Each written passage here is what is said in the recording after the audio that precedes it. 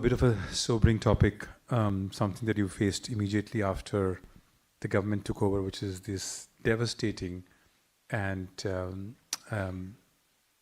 floods that hit the state. I think in a space of 2 or 3 days, centers, including urban centers, were deep underwater. The response, what I learned secondhand, of course, of the Honorable Chief Minister himself, the bureaucracy, parking their vehicles and buses next to that station, having meetings there. Some of the officers told me that the Honorable Chief Minister would roll up his trousers and be in the flood water often, almost every day. I don't think we've seen that kind of response anywhere. Plus the use of technology, not just the emotional touch, but also the use of drones, AI, big data, using drones to deliver food packets on buildings and then saying we can't do enough because we can only do one building at a time, and up to 40 kgs of delivery on a drone. That was remarkable. All of this coming together for disaster management, again, something we've never seen in India at this scale. One of the officers told me that he knew in which lane how many refrigerators had been spoiled because of flood, and then worked with the private sector to kind of have that fixed. So could you talk a little bit this, I know it's a disaster, it's a terrible human tragedy, but also incredible opportunity to learn about disaster management using technology and human touch in equal measure. The flood that we had recently was 1 in 248 years event. And as you know, things are changing and we're going to have once in a century events happening more often. So as a state, we understand that. But this flood definitely caught us off guard. It was a flash flood. In greater parts of the city, we had more than 6 foot water. So, and it was the first time that we had to handle floods. As a state, we've handled cyclones and we have expertise in that. But then Mr. Naidu, being Mr. Naidu, said, why can't we use drones for delivery? And I remember quite a few of the operators saying that's not possible. I mean, we've used it for agriculture purpose. Being an Indian, we call the Jugaad model. We had a basket fitted, let's say, let's try it.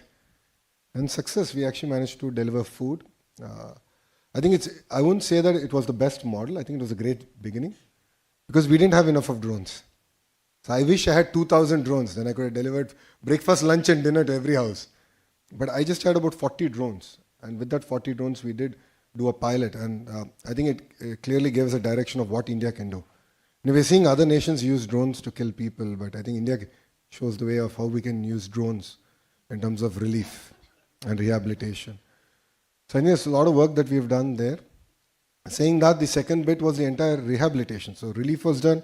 How do you pay money? How do you rehabilitate people? Again, we put all the models out. We had a sandbox. All the images of the water from CCTV, from our drone footage was put out there. We had all the education institutions across the country and in Andhra Pradesh take a look at it, give us suggestions, start working on the models to tell us at what day, what level of water was in which area. So based on the amount of water outflow to the terrain, to where it's getting discharged, we could understand that better. So our rehabilitation, the money we were giving, it was amazing. We did this entire thing. 15 days after flood water receded, we doled out the money. And it was all done through online. I mean, online because thanks to Aadhaar, every bank account is connected. So we were able to marry technology in that sense much better. But saying that, I think it's very important to go back to the field. And that's something that Mr. Naidu used to do every day in the evening. So he would go out for 4 hours, waist deep water, jump in, understand, did things get delivered or not? Then feedback would come to us. I was manning the control room. So he would say, okay, food didn't get delivered in this house on this lane. And here's the lat long. And then we had to send the food. So I think that's always required. I think you need a feedback loop. The human loop is always required on how much of a technology you might have. So I believe we have a model to handle such crisis, not only for Andhra, but for the nation. And one task we have taken up as a state is we'll get about 2,000 drones in the agriculture sector. A lot of the spraying, the pesticides and so on and so forth actually can be done using drones. And then during an emergency, we can pull it out and use it for relief activities. So I think it's a great learning experience. And as a country and I think as a nation, we're just learning on how can we use this technology far better.